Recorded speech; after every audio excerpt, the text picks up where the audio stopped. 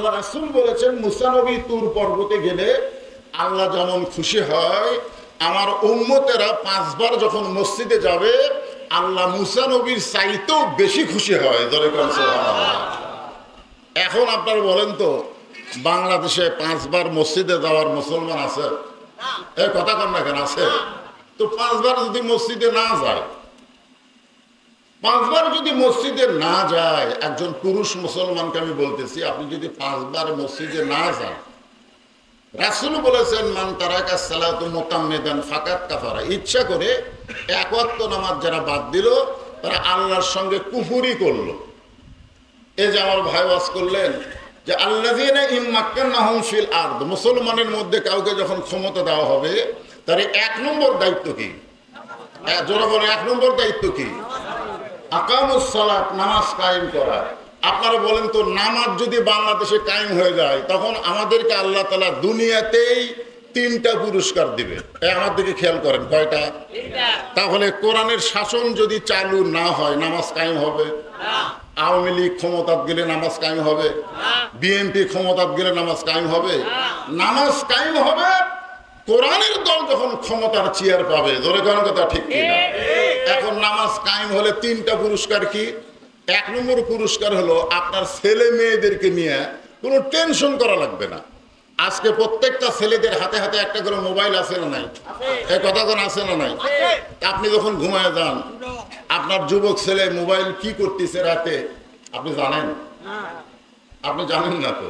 কিন্তু আপনার ছেলে যদি 5 ওয়াক্ত নামাজি হয়, ওর হাতে মোবাইল থাকলে কোনো টেনশন নাই। কেন টেনশন নাই? ইন্নাস সালাতা তানহা আনিল ফাহশাই ওয়াল মুনকার, একমাত্র নামাজই পারে মানুষকে যাবতীয় বেহুদা এবং খারাপি কাজ থেকে বাঁচায় দিতে।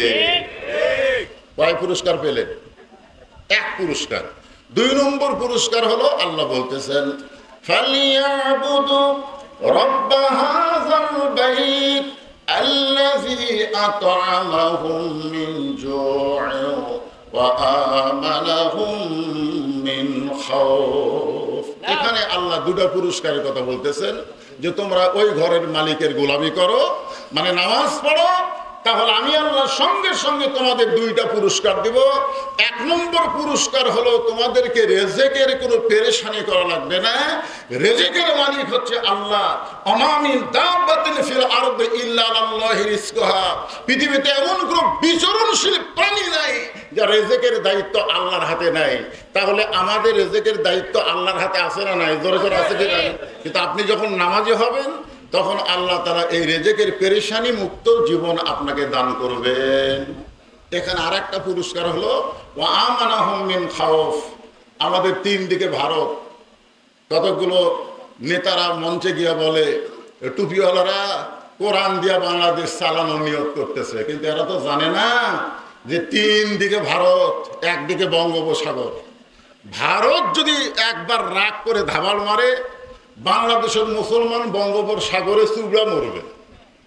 বলে এরকম বলে হুজুর কোরআন বিজয়ের ওয়াজ করেন, কিন্তু কোরআন দিয়ে বাংলাদেশ চালাবার পারবেন? সামান্য একটা বাংলাদেশ, তার 3 দিকে হলো হিন্দু ভারত।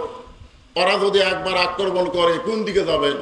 যাওয়ার তো কোনো জায়গা নেই। যারা ভারতপন্থী, হাসিনাপন্থী, তাদেরকে ভারত না হয় জায়গা দিবে, কিন্তু টুপিওয়ালাদেরকে তো ভারত জায়গা দেবে না। তোরা এখন ঠিক কিনা?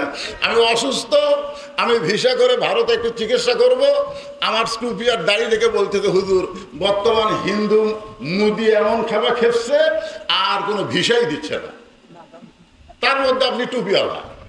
তাহলে চিন্তা করেন যদি ভারত আমাদেরকে আক্রমণ করে, আমাদের এক বঙ্গোপসাগর ছাড়া তো কোনো রাস্তা নেই। কথা কন না কেন ভাই? রাস্তা আছে? নাই। এখন বঙ্গোপসাগর কি আপনি পাড়ি দিতে পারবেন? এই জন্য আল্লাহ বলতেছেন আমানাহুম মিন খাউফ। যখন তুমি নামাজি হয়ে যাবে, আল্লাহর গোলামি হয়ে যাবে, আল্লাহর বান্দা হয়ে যাবে, তখন যাবতীয় ভয় থেকে আমি আল্লাহ তোমাকে পুরোপুরি নিরাপত্তা দিয়ে দিব। তোমার ঈমানের মধ্যে আল্লাহ ছাড়া অন্য কারো ভয় থাকবে না।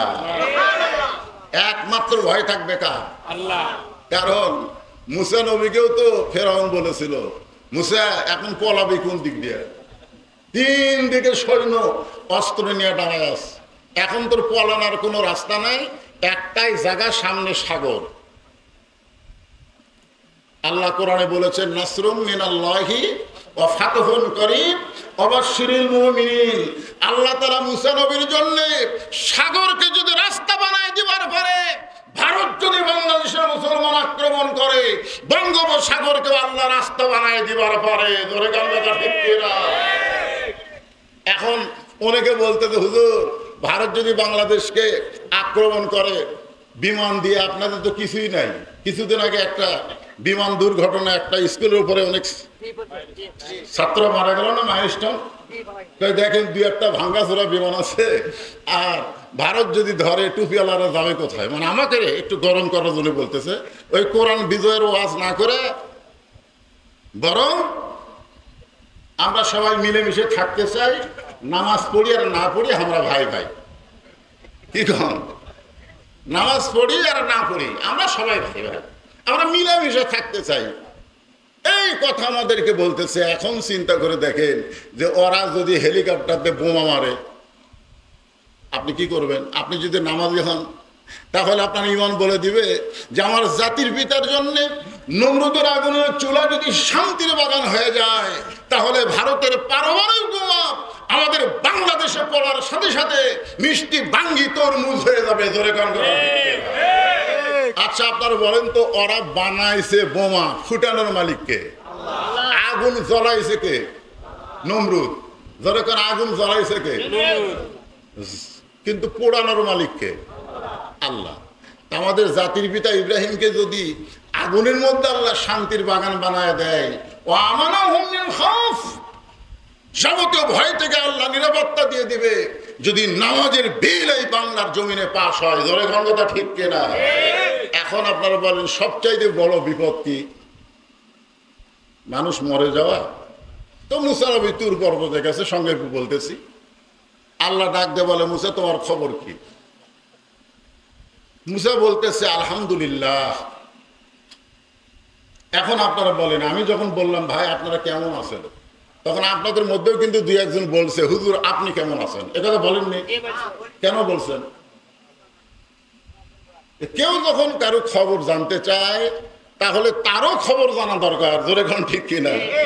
এখন মুসা নবী তো সাহসী নবী, তো সাহস করে বলতেছে আল্লাহ আপনি কেমন আছেন। এখন মুসা নবী কি বলেছে? আলহামদুলিল্লাহ। তখন কিন্তু মুসা নবীকে ফেরাউন অত্যাচার করতেছে। ফেরাউন অত্যাচার করার পরেও মুসা নবী কিন্তু নাউজুবিল্লাহ কয়নি, আল্লাহকে বলেছে আলহামদুলিল্লাহ। হাসিনার মতন ফেরাউন আরো যদি নমরুদের জন্ম হয়, এরপরেও কোরআন বিজয়ের আন্দোলন যারা করবে, নানা রকম কষ্টের ভিতর থেকেই তারা আল্লাহর শুকরিয়া আদায় করবে। জোরে করে কথা ঠিক কিনা? কারণ কি? যে আল্লাহ এখনো যত বিপদ আপদ মুসিবত, আলা নাবলুওয়ান্নাকুম বিশাইয়্যিম মিনাল খাউফি ওয়াল জু ওয়া নাকসিম মিনাল আমওয়ালি ওয়াল আনফুসি ওয়াস সামারাতি ওয়া বাশশিরিস সাবিরিন ইন্নাল্লাহা মাআস সাবিরিন। জোরে করে সুবহানাল্লাহ। এখন ভাই এই যুবকের একটু মনোযোগ দিয়ে শোনো। মুসা নবী বলতেছে আল্লাহ আপনি কেমন আছেন? তো আল্লাহ এখন বলতেছে আমি আল্লাহ কেমন আছি যদি জানবার চাও তাহলে ফেরাউনের কাছে যাও। আপনারা কি বললেন যে আপনাদের গ্রামে মসজিদ কয়টা? ওর এখন কয়টা? তাহলে বাদ বাকি জায়গা কার? না না আল্লাহ। আপনি আঙ্গুল দিয়ে দেখে দিচ্ছেন হুজুর ওই যে পুকুর দেখতেছেন ওটা আমার, ওই যে বাড়ি আশহাদু আল্লা ইলাহা ইল্লাল্লাহ, নামাজের মধ্যে আঙ্গুল তোলেন না? এই আঙ্গুলের নাম কি?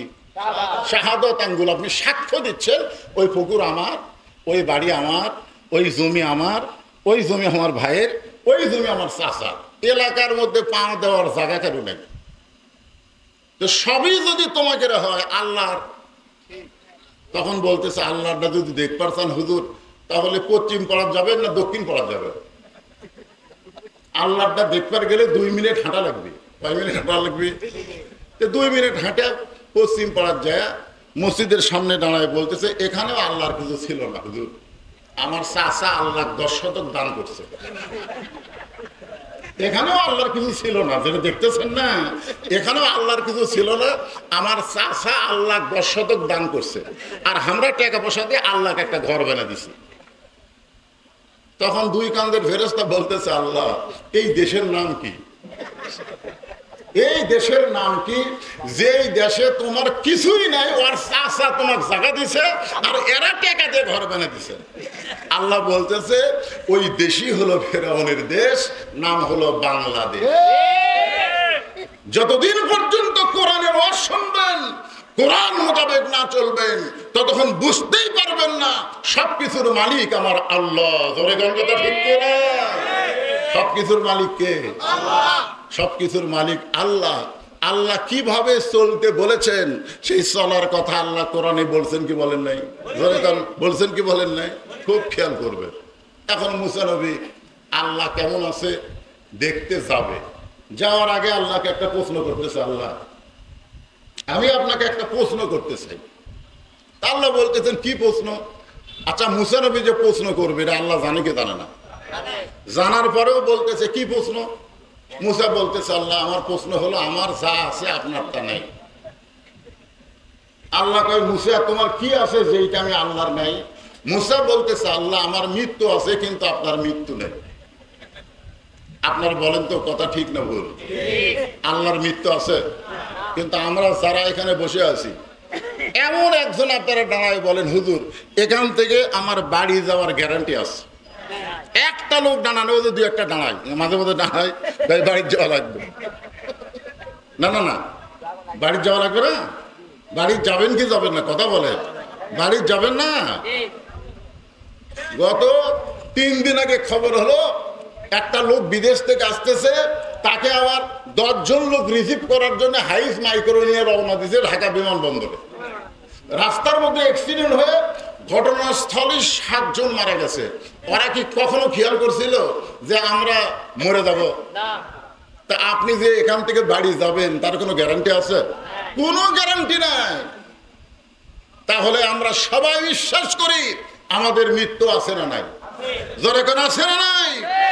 মরে যখন যাব তাহলে আমাদেরকে আজকে তওবা করতে হবে, আল্লাহ যা করে করেছি বাকি জীবনে আর আমরা অন্যায় করব না।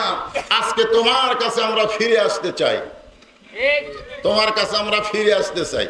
এর নাম হলো তওবা। তওবা শব্দের অর্থ কি? ফিরে আসা। জোরে কোন কি করা? ফিরে আসা। তওবা করারও কিন্তু একটা সাইজ আছে। সাইজ বোঝেন?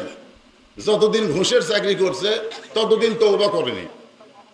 যেই চাকরি রিটায়ার হয়ে গেছে তখন তওবা করতেছে, আল্লাহ আমি আর ঘুষ খাবো না। আপনারা বলেন তো এই তওবা আল্লাহ কবুল করবে? কেন করবে না? কেন করবে না? কারণ ওর চাকরি নাই। আর যখন চাকরি নাই তখন বলতেছে আমি আর ঘুষ খাবো না। তাহলে এটা তওবা হলো? সারা জীবন অন্যায় করছে, বুড়া বয়সে এসে বলতেছে আল্লাহ আমি আর অন্যায় করবো না। আল্লাহ আল্লাহ বলতেছে তোর অন্যায় করার তো শক্তি নাই, তুই যে অন্যায় করবি তার একটা শক্তি থাকার দরকার আছে না নাই? আমি আজকের এই বেগুন গ্রামের যুবকদের বলতেছি, যুবক সতর্ক হয়ে যাও। আজকে থেকেই তোমরা সতর্ক হয়ে তওবা করো যে ফিরে আসতে হবে আমাদেরকে আল্লাহর পথে। জোরে কোন কথা ঠিক কিনা? আল্লাহ বলে, মুসা আমি আল্লাহর মৃত্যু নাই। কুল্লু মান আলাইহা ফানিউ ওয়া ইয়াবকা ওয়াজহু রাব্বিকা যুল জালালি ওয়াল ইকরাম। একমাত্র আল্লাহ ছাড়া সবাইকে মরতে হবে। জোরে কোন কথা ঠিক কিনা? এখন সেই মৃত্যুটা তোমার কাছে কেমন মনে হয়? আমরা মানুষ মরে গেলে যে ইন্না লিল্লাহ পড়ি, এটা বোঝানোর জন্য বলতেছি। মুসা বলতেছে, আল্লাহ আপনি আমাকে যত নিয়ামত দান করেছেন, যত নিয়ামত, তার মধ্যে উত্তম নিয়ামতের নাম হলো মৃত্যু। আপনারা সুবহানাল্লাহ বলেন না? অনেক খেয়াল করতেছেন না? যত নিয়ামত, বল নিয়ামত মানে কি? আল্লাহর সন্তুষ্টি। নিয়ামত মানে কি?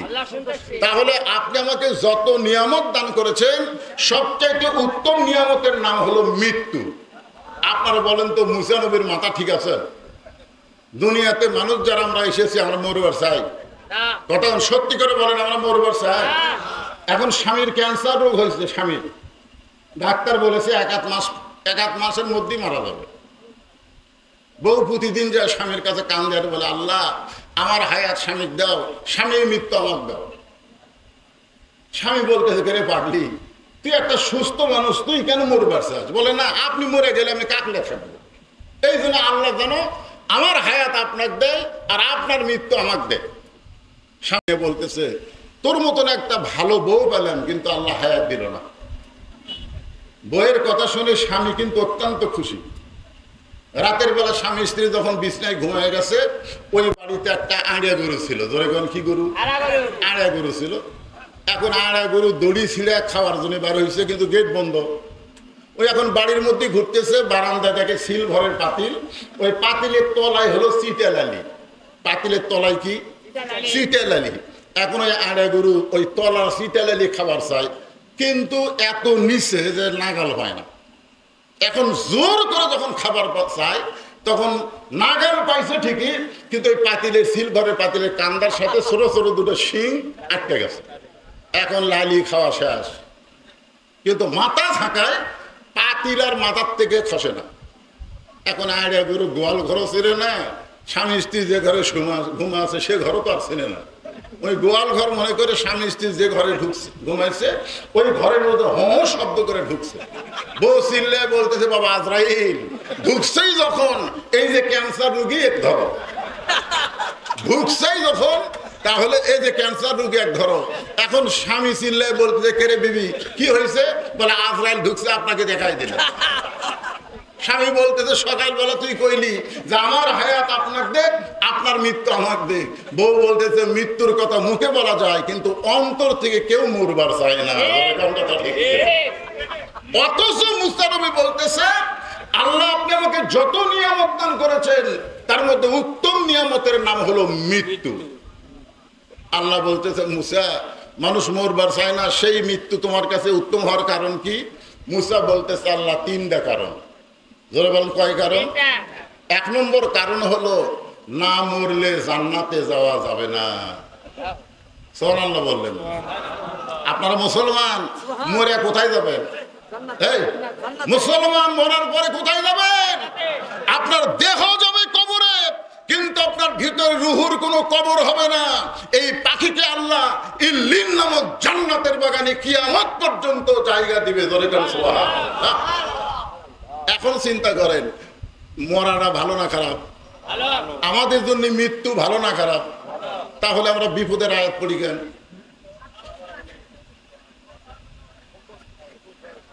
না না না, এই যে মরে আমরা যাচ্ছি কোথায়? আমাদের কাছে দুনিয়া ভালো না আখিরাত ভালো? আল্লাহ কোরআনে বলতেছেন বাল তুসিরুনাল হায়াতাদ দুনিয়া ওয়াল আখিরাতু খায়রুম ওয়া আবকা। তোমাদের জন্য সুন্দর করে আখিরাতকে আমি আল্লাহ তাআলা সাজায় রাখছি। তুচ্ছ দুনিয়ার মোহে তোমরা মোহে হই না। তিনতলা চারতলা বাড়ি বানায়া তুমি বারবার ঘাড় কাট করে দেখতেছো, এরকম করে দেখতেছে, দেখে না? কি দেখতেছেন ভাই? প্রায় 5 তলার ভিত দিছি হুজুর, 3 তলা হচ্ছে, রড বার করে তুছি হুজুর, আর 2টা তলা করে মরবার পারলেও শান্তি আছে। আপনারা বলেন তো এই মানুষ না পাগল? যে 5 তলার ভিত দিছি, 3 তলা হচ্ছে, আর 2টা তলা করে মরবার পারলেও শান্তি আছে। তুমি 5 তলা করে দুনিয়ার থেকে কবরে যাওয়া, তুমি শান্তি কেমনে বুঝলে? এই জন্যে খুব খেয়াল করবেন, আমরা মুসলমান হয়ে যদি মরতে চাই, আমাদের মৃত্যুটা কোনো কষ্টের কারণ হবে না, মৃত্যু হবে আমাদেরকে জান্নাতকে বরণ করা। জোরে কোন কথা ঠিক কিনা? আল্লাহ বলে মুসা মৃত্যুকে পছন্দ করা 2 নম্বর কারণ কি? মুসা বলতেছে আল্লাহ মৃত্যুকে পছন্দ করা 2 নম্বর কারণ হলো আমার মৃত্যুটা কেবলমাত্র আপনার জন্য আমি ওয়াকফ করেছি। সুবহানাল্লাহ বলে। আচ্ছা মৃত্যুটা কার জন্য? কথা কয় না কার জন্য? তাজুল ইসলাম নাম শুনছেন? একটা উকিলের নাম তাজুল ইসলাম।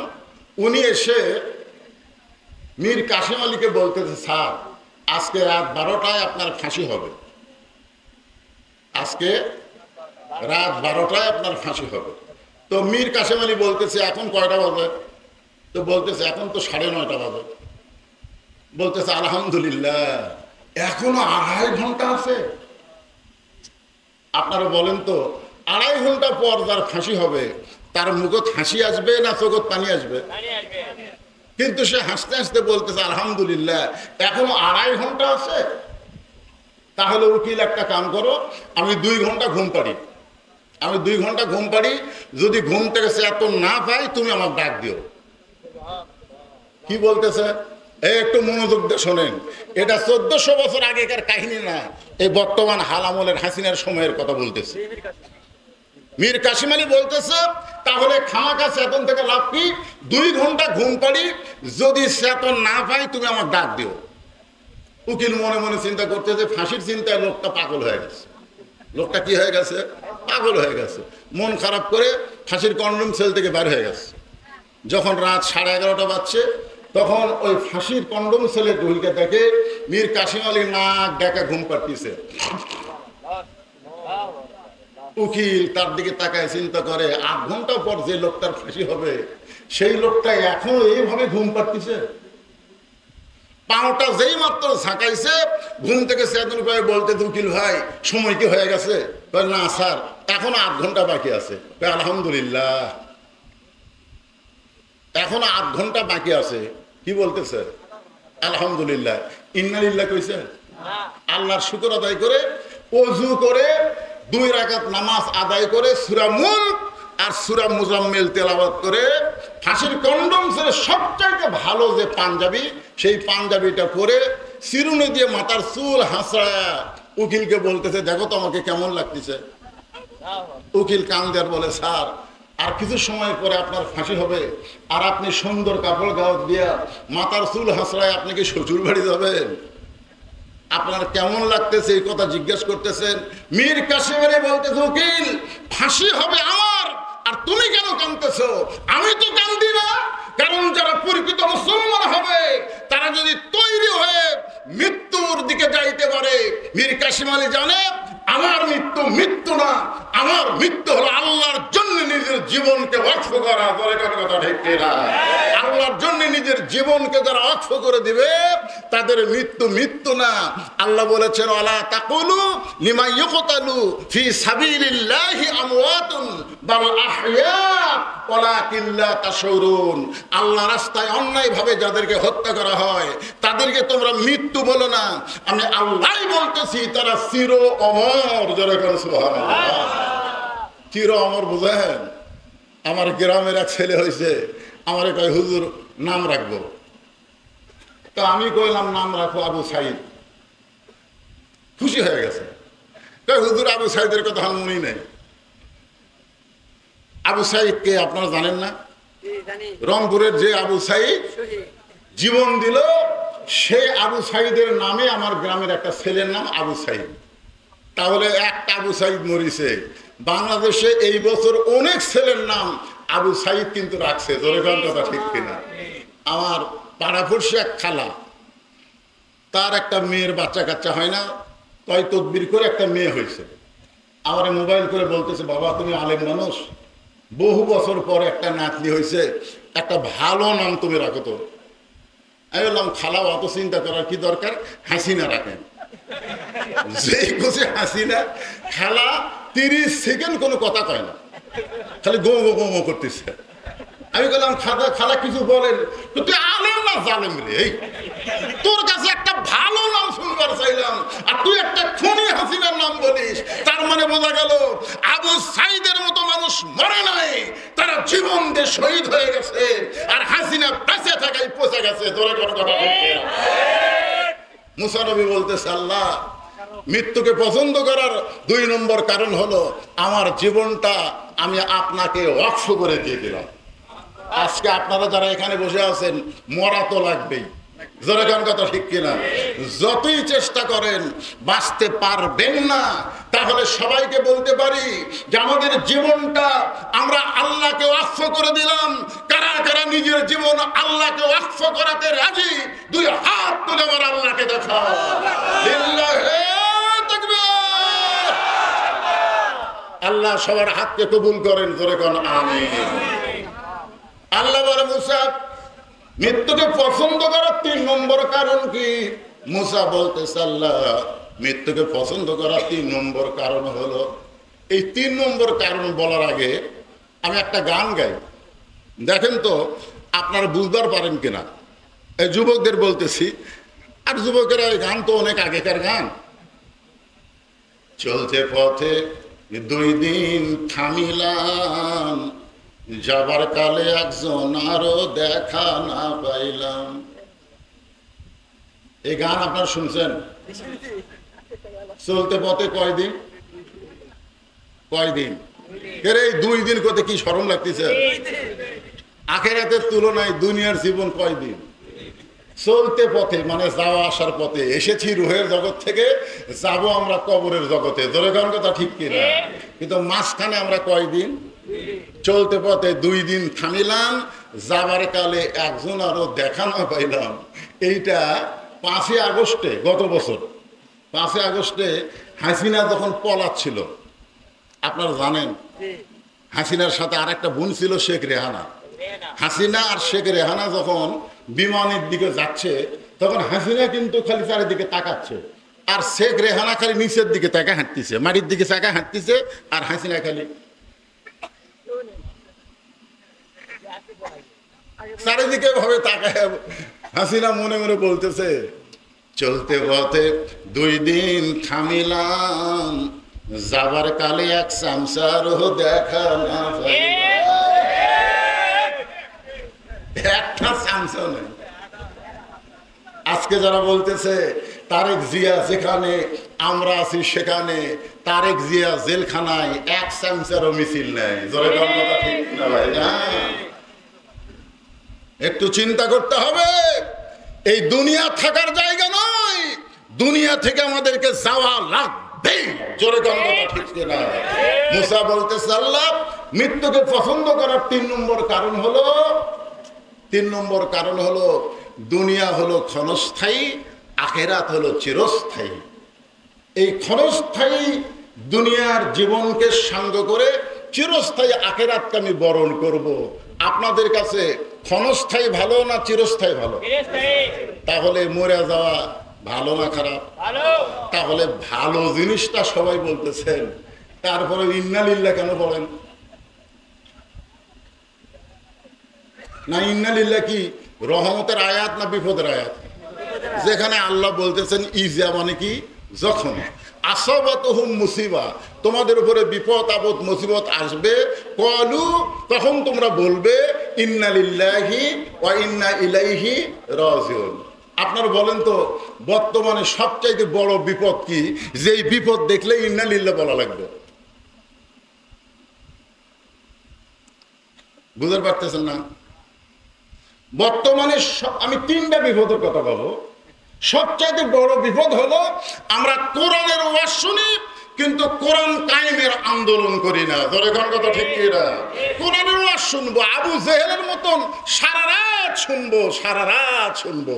আবু জেহেল তো বসার চান্স পায়নি, ওরকম দাঁড়িয়ে থেকে ঘন্টার পর ঘন্টা কোরআন শরীফ শুনছে। ধরে কোন কথা ঠিক কি না? শোনেনি? কথা কান শোনেনি? সকালবেলা গিয়া মিটিংয়ের মধ্যে মুখ ফসকে বলে দিচ্ছে, হঠাৎ মুখ ফসকে বলে গেছে, এত সুন্দর কোরআনের বাণী, রাতটা কোন দিক দিয়ে গেল আমি বুঝবারই পারিনি। এত সুন্দর কোরআনের বাণী, রাতটা কোন দিক দিয়ে গেল আমি আবু জেহেল বুঝবারই পারিনি। আবু সুফিয়ান বলতেছে, নেতা, যেই কোরআন শুনতে রাত কোন দিক দিয়ে যায় বোঝা যায় না, সেই কোরআন ধরলে অসুবিধা কি? না শুনলেই যদি এত মজা লাগে তাহলে ধরলে অসুবিধা কি? আবু জেহেল বলতেছে, আবু সুফিয়ান এই কথা জোরে বলা যাবে না, তুই আমার কাছে আয়, তোর কানে কানে বলতেছি। এখন যে আবু সুফিয়ান কাছে আইছে, কানের সাথে মুখ লাগায় বলতেছে, এই কোরআনকে যদি গ্রহণ করি তাহলে তোর আমার ভুয়া নেতৃত্ব চলবে না। আমরা যে নেতাগিরি করতেছি এই নেতাগিরি হলো ভুয়া নেতা। জোরে কোন কি নেতা? কোরআন ছাড়া যারা বর্তমানে বাংলাদেশের নেতা তারা কি নেতা? অত ভুয়া নেতা কোয়া লাগবে না, খালি কোন ভুয়া। জোরে বলেন কি? আরো জোরে বলেন কি? আবু জেহেল বলতেছে, আবু সুফিয়ান এই কোরআনকে যদি গ্রহণ করি তোর আমার ভুয়া নেতৃত্ব চলবে না, আসল নেতা হয়ে যাবে আব্দুল্লাহর এতিম পোলা। আল্লাহর কোরআনকে যদি গ্রহণ করি তাহলে বাংলাদেশে কোনো ভুয়া নেতা চলবে না। প্রত্যেকটা নেতা যেমন সমাজের নেতৃত্ব দিবে, আবার মসজিদে গেলে ইমামতিও করতে পারবে। জোরে কার কথা ঠিক কিনা? আজকে দেখলেন বিএনপির একটা অনুষ্ঠানে একজন নেতা একটা সূরা ইখলাস পড়তেছে, দেখেন না আপনারা সূরা ইখলাস পড়তেছে, এক সূরা ইখলাস সবচেয়ে ছোট সূরা, সেটার মধ্যে ভুল করে ফেলে দিয়েছে। চিন্তা করে দেখেন, সবচাইতে বড় বিপদ হলো ইন্নালিল্লাহ কখন পড়বো? যতদিন পর্যন্ত কোরআনের রাষ্ট্র কায়েম না হয়েছে ততদিন ইন্নালিল্লাহর মধ্যে আমাদের থাকা লাগবে।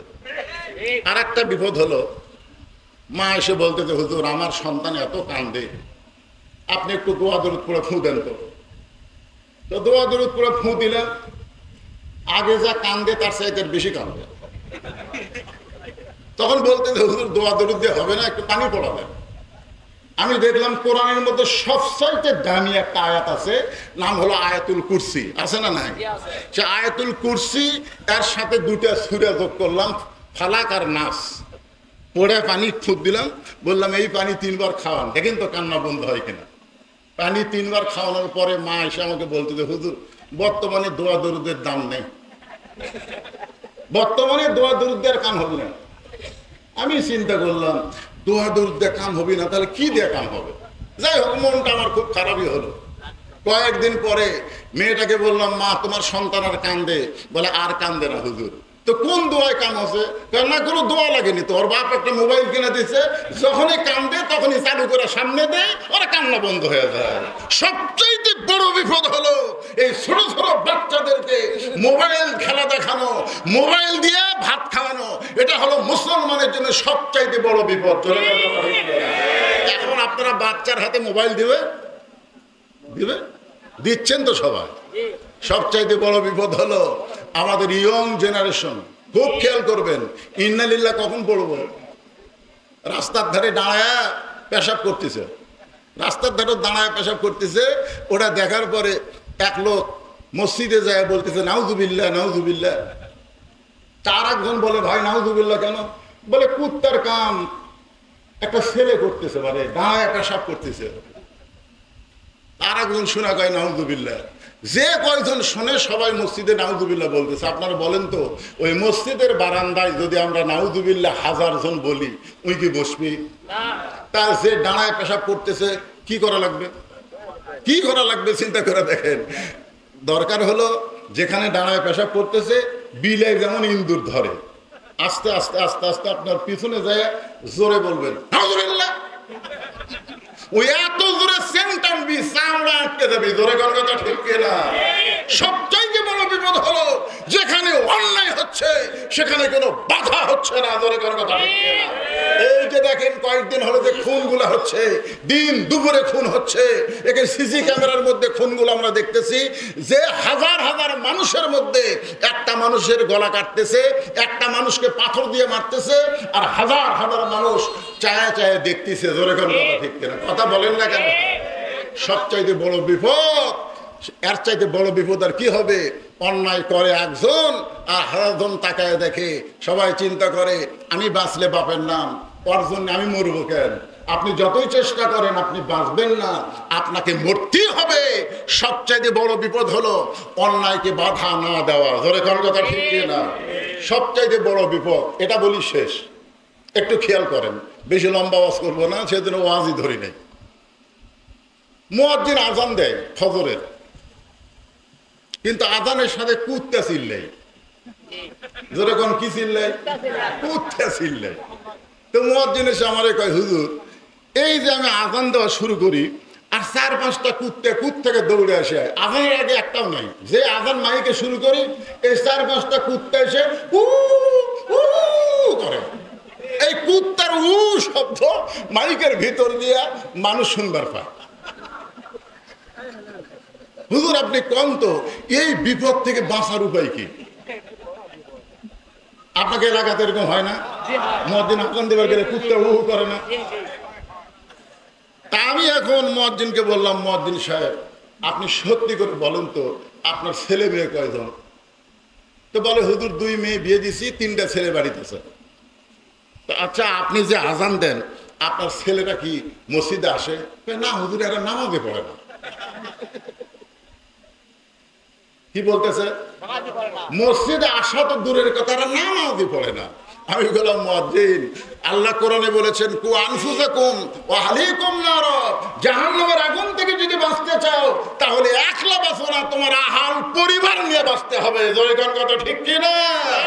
আজকে আমরা অনেকে একা একা বাঁচতে চাই, আমাদের আহাল পরিবার, সমাজ এবং রাষ্ট্র বাঁচলো কি বাঁচলো না এই চিন্তা আমরা করি না। মসজিদ আল্লাহর ঘর, চলো আল্লাহর ঘরে গিয়ে আল্লাহর ইবাদত করি। সমাজ শয়তানকে দিব আর মসজিদ আল্লাহ। মসজিদের মধ্যে গেলে আওয়ামী লীগ, বিএনপি, জাতীয় পার্টি, জামাত এক কাতার হয়ে নামাজ পড়বো, আর মসজিদ থেকে বের হয়ে এক একজন এক এক দল করবো। ধরে কোন কথা ঠিক কিনা? এটা কি রহমত না বিপদ?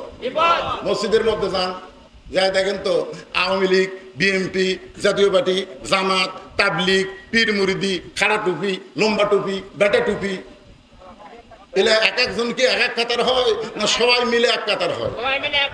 আপনি বলেন তো, আপনি ছোট টুপিওয়ালার কাছে যদি, আপনাকে এলাকায় লম্বা টুপি আছে না নাই, ওই যদি মসজিদে যায় দুই হাত ফাঁকে থাকে, আপনি কি টানে কাছে নেন না?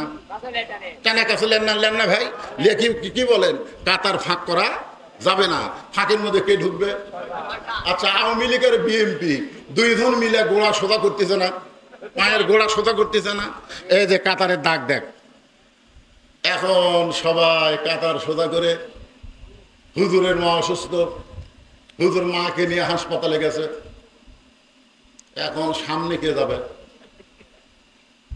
সামনে এখন কে যাবে? কাতার তো সোজা হয়ে গেছে। তখন আওয়ামী লীগের এক নেতা দেখতেছে জামাত ইসলামের এক হুজুর কাতারের মধ্যে আসে, তখন বলতেছে হুজুর, ও হুজুর আপনি সামনে যান। তখন হুজুর বলতেছে না ভাই, আপনার দল ক্ষমতাতে আছে, আপনি যান। তখন আওয়ামী লীগের লোক বলতেছে, কে রে পাগল, আমার দল আওয়ামী লীগ, তোর দল জামাত ইসলাম, ওর দল বিএনপি, ওর দল তাবলিগ, সেটা হলো মসজিদের বাইরের কথা। মসজিদের ভিতরে আমরা সব ভাই ভাই, এখানে কোনো দলাদলি নেই। যাই ইমামতি করতে পারবে সেই সামনে যাবে, হতে পারে সে জামাত ইসলাম। ধরে কোন কথা ঠিক কিনা? ফেরেশতারা কয় আল্লাহ, এটা রহমত না বিপদ? আল্লাহ বলতেছে এটা সবচাইতে বড় বিপদ, শুধু এই সামান্য জায়গার মধ্যে এরা এক কাতার, কিন্তু নামাজ শেষ করে যখন বার হবে এরা বহু দল হয়ে যাবে। আসলে ইমাম যে দল করবে, ইক্তিদাইতু বিহাযাল ইমাম বলার সঙ্গে সঙ্গে প্রত্যেকটা মুসল্লিকে সেই দল করা লাগবে। ধরে কোন কথা ঠিক কিনা? আপনি ইমাম করবে আল্লাহর দল, আপনি মুসল্লি ইক্তেদা করবেন, আর বাইরে আসা শয়তানের দল করবেন। আপনি কিয়ামত পর্যন্ত হায়াত পায় নামাজ পড়লো একক তো নামাজ আল্লাহ কবুল করবে না। কারণ যে ইমামকে তুমি ইক্তেদা করো মসজিদে, এই ইমামকে ইক্তেদা করতে হবে সমাজে। ধরে কোন কথা ঠিক কিনা? আল্লাহ এইগুলো বিপদ থেকে আমাদেরকে হেফাজত করুক। মানুষ মরা কোনো বিপদ না, বরং মরা মুসলমানের জন্য জান্নাত পাওয়ার কারণ। ধরে কোন ঠিক কিনা? বক্তা এবং শ্রোতাকে আল্লাহ জি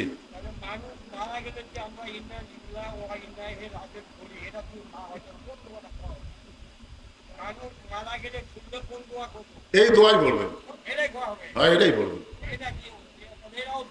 বিপদ লয়, এটার মধ্যে আর একটা বাংলা অর্থ আছে, সেটা বলবো? আগে গান দেখো। আচ্ছা গান, এই বসেন বসেন। আসলে মুরব্বী একটা মারাত্মক প্রশ্ন করছে, তাহলে আমরা এখন কি পড়বো? ইন্না লিল্লাহি ওয়া ইন্না ইলাইহি রাজিউন এর একটা বাংলা অর্থ আছে। সে অর্থের গান হলো, কোন বনেরই পাখি তুমি আইলারে কোন বনে, আবার কোন বনেতে যাইতে হবে পড়ছে নাকি মনে। ইন্না লিল্লাহি ওয়া ইন্না ইলাইহি রাজিউন। আমরা এসেছি আল্লাহর কাছ থেকে, আবার চলে যাচ্ছি কার কাছে? আল্লাহর কাছে। তো আল্লাহর কাছে কি হয়ে যাব? মুসলমান না বেঈমান? কথা বলেন, মুসলমান না বেঈমান? সারা জীবন নামাজ পড়েনি, সারা জীবন কোরআনের বিরুদ্ধচারণ করছে, ওই আল্লাহর কাছে যাচ্ছে। এই জন্যে ইন্না লিল্লাহি বলবেন, অসুবিধা নেই। এর আয়াতের অর্থের দিকে খেয়াল করে, মানুষ মরার পরে মুসলমান, আমরা মানুষ মরা না, মুসলমান মরলে আমরা এই আয়াতটাই বলবো ইনশাআল্লাহ। আল্লাহর কবুলযোগ্য ইসলামের ভিতরে আল্লাহ আমাদেরকে কবুল করেছেন, ঠিক কিনা বলেন? এই জন্য খুশি না বেজার? মাশাআল্লাহ। আল্লাহ ভাগ্য গুণে আমাদেরকে এমন একজন নবী দিয়েছেন, যিনি শুধু নবী না, তিনি হলেন আমাদের নেতা। আদম আলাইহিস সালাম থেকে ঈসা আলাইহিস সালাম পর্যন্ত তারা নবী ছিলেন, তারা কিন্তু নেতা ছিলেন না। কিন্তু আমাদের নবী শুধু নবী না, তিনি কি, আমরা দরুদের মধ্যে কি বলি, সাইয়্যিদনা মুহাম্মদ, মানে আমাদের নেতা মুহাম্মদ, শুধু আমাদের নবী না, আমাদের নেতা। আর সেই কারণে আল্লাহ বলেছেন, লাকাদ কানা লাকুম ফি রাসূলিল্লাহি উসওয়াতুন হাসানাহ। যদি তোমরা সফলতা অর্জন করতে চাও তাহলে বিশ্ব নবীকে, নবীর আদর্শকে তোমরা গ্রহণ করে নাও। আমরা সেই নবীর উম্মত, আমাদের কোনো টেনশন নাই, কারণ আমাদের নবীকে আল্লাহ তাআলা শাফাআতের সুযোগ দিবেন হাসরের ময়দানে। আল্লাহ যখন হাকিম হয়ে আমাদেরকে আসামি বানায় বিচার শুরু করবেন, ওই সময় আমাদের নবী উকিল ব্যারিস্টার হয়ে আমাদেরকে সুপারিশ করে আল্লাহর জান্নাতে আমাদের পৌঁছায় দেবেন। খুশি না বেজার? মাশাআল্লাহ। তাহলে জন্মগতভাবে আমরা মুসলমান, আর বিশ্ব নবীর উম্মত, আর হেদায়েত স্বরূপ পেয়েছে আল্লাহর কোরআন। জোরে কান সুবহানাল্লাহ।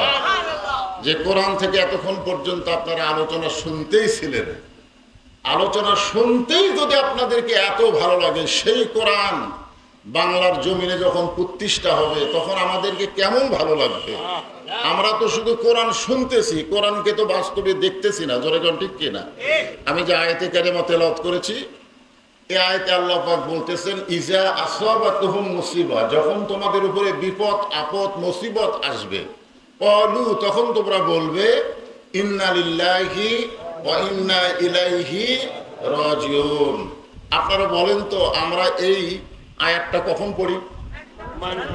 মানুষ মারা গেলে পড়ি, ঠিক কিনা বলেন? আসলে এটা কিন্তু মানুষ মরে গেলে পড়ার আয়াত না, এটা হচ্ছে বিপদ আপদ মুসিবতের আয়াত।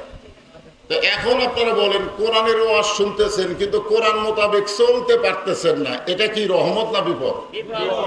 কারণ আল্লাহ তাআলা যেখানে বলতেছেন, অন্নাযিলু মিনাল কোরআনি মা হুয়া শিফাউ ওয়া রাহমাতুল লিল মুমিনিন, মুআলামিন না, মুমিনিন, যে কোরআনকে যাবতীয় রোগের শিফা হিসাবে রহমত স্বরূপ আল্লাহ তাআলা মুমিনদের জন্য নাজিল করেছেন। সুবহানাল্লাহ বলেন। তাহলে কোরআন আমাদের জন্য কি রহমত না গজব? জোরে বলেন। তাহলে এখানে বোঝা গেল, যতক্ষণ পর্যন্ত আল্লাহর কোরআন অনুযায়ী আমরা না চলবো ততক্ষণ পর্যন্ত আমরা রহমতে থাকবো না বিপদে থাকবো? তাহলে কোরআন শোনার নাম রহমত না, কোরআনকে গ্রহণ করার নাম হচ্ছে রহমত।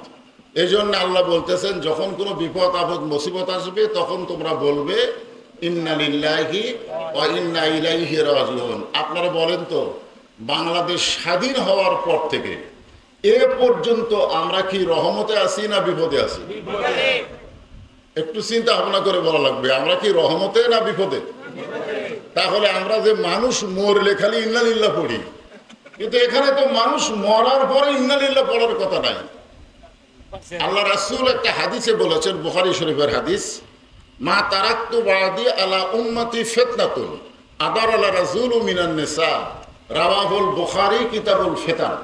বুখারী শরীফের কিতাবুল ফিতান অধ্যায়ে আল্লাহ রাসূল বলতেছেন যে আমার পরে আমার উম্মতের জন্য সবচেয়ে বড় বিপদ হলো পুরুষ মানুষের জন্য নারী নেত্রী হওয়া। এখন আপনারা বলেন, খালেদা জিয়াই বলেন আর শেখ হাসিনা বলেন, হিসাব করে দেখেন তো কত বছর? না না না,